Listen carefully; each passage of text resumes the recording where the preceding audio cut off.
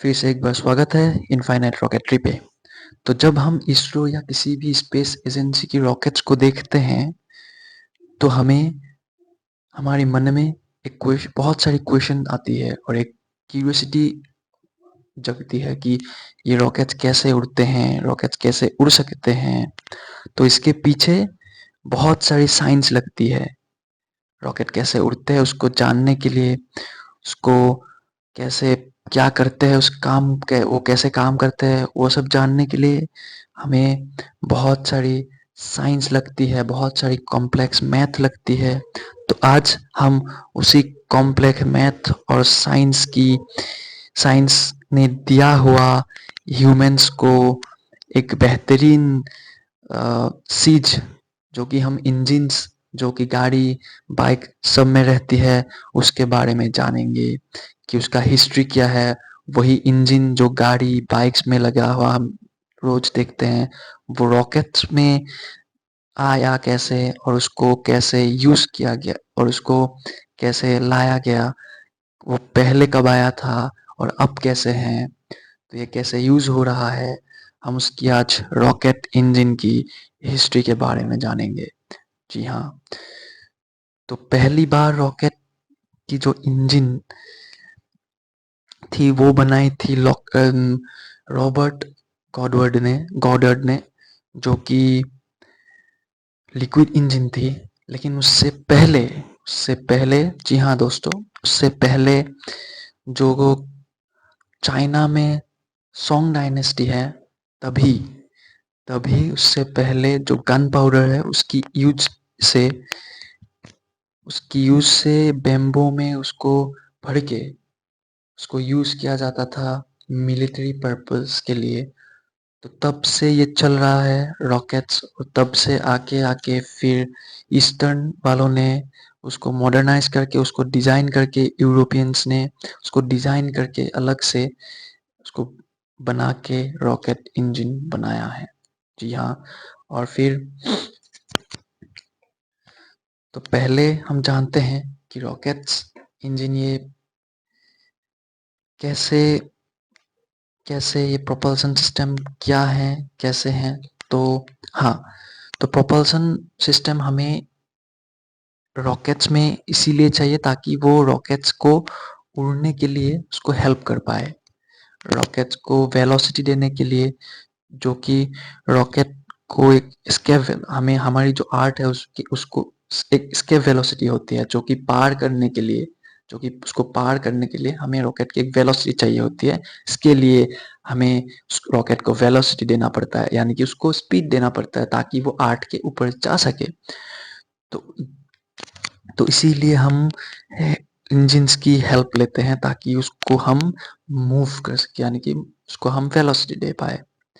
तो इस rocket engine ने हमारी ह्यूमन एक्सप्लोरेशन और टेक्नोलॉजी को बहुत आगे कर दिया है। एक गन पाउडर से आके आज हम एक रीयूजेबल रॉकेट की टेक्नोलॉजी तक पहुंच गए। तो सोच सकते हो आप कितनी कितनी मतलब कितनी एक इवोल्यूशन है ये। जी हाँ, कितनी इवोल्यूशन है ये।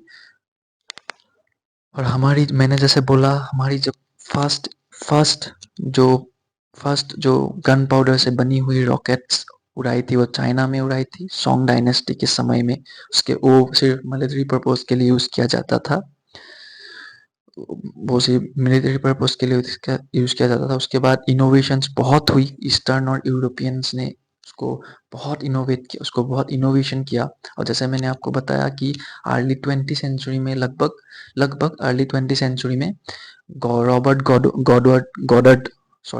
गॉडर्ड नामक साइंटिस्ट ने पहली लिक्विड फ्यूल रॉकेट्स मतलब लिक्विड फ्यूल इंजन्स बनाए थे। पहले तो सॉलिड, जैसे गन पाउडर हो गए वो तो सॉलिड हो गए, वो तो सॉलिड में आते हैं, वो सॉलिड फ्यूल में आते हैं। तो पहली बार जो लिक्विड फ्यूल थी जो आज मतलब यूज सॉलिड भी होती है लेकिन ज़्यादातर लिक्विड होती है, जैसे क्रायोजेनिक हो गए वैसे लिक्विड ज़्यादातर यूज होती है, जो हाइड्रोजन और ऑक्सीजन की दोनों की रेशियो से बनती है फ्यूल। इसरो भी यूज़ करते हैं, वो नासा भी यूज़ करते, सभी एजेंसियाँ यूज़ करती है वो। तो पहले हम चाइना से ईस्टर्न में आए यूरोपियंस ने उसको इवोल्यूशन किया। जी हाँ, और 19th सेंचुरी में थियोरिटिकली हमें मिला रॉकेट इक्वेशन। जी हाँ दोस्तों, propulsion की सबसे इम्पोर्टेंट इक्वेशन हमें मिली 19th सेंचुरी में, जो कि दिया था कॉन्स्टेंटाइन टेलेस्की। मैं प्रोनाउंसिएशन शायद भूल कर सकता हूँ। कॉन्स्टेंटाइन टेलेस्की। जी हाँ, कॉन्स्टेंटाइन टेलेस्की ने हमें पहली बार रॉकेट इक्वेशन दिया था। तो उसके बाद हमें पता है वर्ल्ड वॉर टू में जर्मन्स और जो यूएसएसआर और अमेरिका, तो दोनों के बीच एक स्पेस रेस भी हुई थी वर्ल्ड वॉर टू के समय, मतलब हाँ उसी अराउंड में। तो जर्मन्स की V2 रॉकेट्स जर्मनी ने इंट्रोड्यूस किया था, और उन्होंने स्पुतनिक 1 जो कि सैटेलाइट है, फर्स्ट वर्ल्ड सैटेलाइट स्पुतनिक 1 को उन्होंने स्पेस में भेजा था। हम वर्ल्ड की पहली सैटेलाइट स्पुतनिक 1। और उसके बाद यूएसए यानी अमेरिका ने भी मून मिशंस किए, अपोलो 11 किया। तो वो सब उसके बाद धीरे धीरे धीरे धीरे इवोल्यूशन होती रही। ये देखिए इवोल्यूशन होती रही। कॉन्स्टेंटिन टेलेस्की, जो मैंने आपको बताया था रॉकेट इक्वेशन देने वाले साइंटिस्ट, और इनके बारे में प्रोपल्शन में इनकी इक्वेशन के बिना रॉकेट साइंस नामुमकिन है। और प्रोपल्शन में हमें इनकी इक्वेशन चाहिए ही चाहिए। इनकी बहुत फेमस इक्वेशन है रॉकेट साइंस में, जब पढ़ते हैं। तो उसके बाद जैसे मैंने बताया आपको, स्पुतनिक 1, R7 रॉकेट्स, ये सब डेवलपमेंट हुआ। फिर यूजेबल इंजन, शटल इंजन भी आए, ये आप देख ही सकते हो। उसके बाद तो आप जो चल रहा है प्राइवेट कंपनीज में भी, स्पेस एक्स हो गए, ब्लू ओरिजिन हो गई हमारी इंडिया की, स्काई रूट्स, बहुत सारी ऐसी कंपनीज है अभी जो प्राइवेटली यूज वो रॉकेट्स को डेवलप कर रहे हैं, रॉकेट इंजन्स को डेवलप कर रहे हैं। और अभी तो रियूजेबल टेक्नोलॉजी आ गई, अभी न्यूक्लियर पे काम हो रहा है, क्योंकि इंटरप्लेनरी ट्रेवल हमें करना है, जो कि इंटरस्टेलर में जो ट्रेवल होती है गैलेक्सीज बीच में, प्लेनेट के बीच में। हाँ, तो ये फ्यूचर मिशंस हैं, इनोवेशंस तो धीरे धीरे सभी कर रहे हैं। और इस हिस्ट्री ने, इस रॉकेट इंजन्स की आज हिस्ट्री हमने देखा कि कैसे इवोल्यूशन आया, और इसी ने ह्यूमंस की इवोल्यूशन को, ह्यूमैनिटी की इवोल्यूशंस को एकदम एकदम चेंज कर दिया। एकदम हमें बहुत कुछ जानने को मौका मिला यूनिवर्स के बारे में, और ये बहुत इवोल्यूशन लाया है रॉकेट की इंजन्स की वजह से। बहुत टेक्नोलॉजी में भी बहुत इवोल्यूशन आया है। जी हाँ, और एक्सप्लोरेशन की और टेक्नोलॉजी के क्षेत्र में भी, एक्सप्लोरेशन में तो बहुत यूनिवर्स को जानने में बहुत हाथ रही है रॉकेट्स की और रॉकेट इंजन की भी।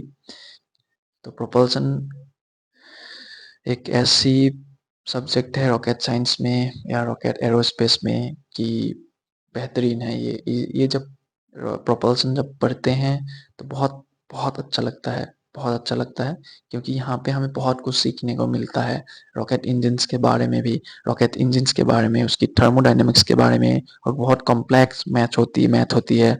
तो ये सब बहुत अच्छा लगता है, बहुत अच्छा लगता है। जी हाँ, और बस इतना ही था रॉकेट हिस्ट्री के बारे में, सॉरी रॉकेट इंजन्स के हिस्ट्री के बारे में।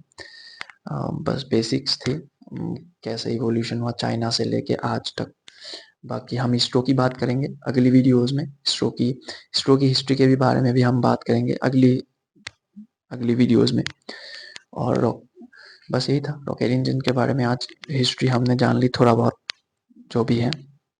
और अगर आपको डिटेल्स में, और इसके भी डिटेल्स में आपको रॉकेट हिस्ट्री के बारे में, इंजन्स के बारे में अगर डिटेल्स में, इससे भी और डिटेल्स में अगर चाहिए तो मुझे बताइए, मैं ज़रूर लाऊंगा वीडियोस। तो आज के लिए इतना ही, थैंक यू।